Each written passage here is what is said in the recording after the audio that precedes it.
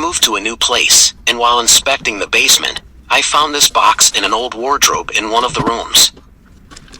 It's interesting what's inside, what story the contents of this steel box will tell us, as it seems it hasn't been opened for a long time.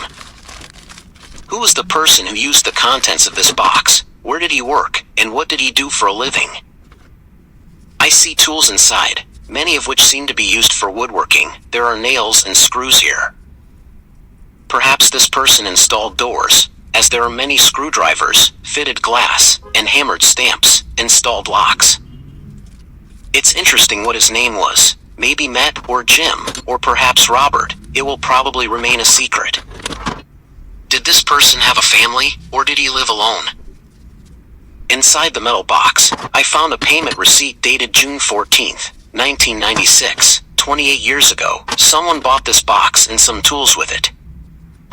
We often throw away things without even imagining the journey they have taken before they ended up in our hands, what stories they carry within them.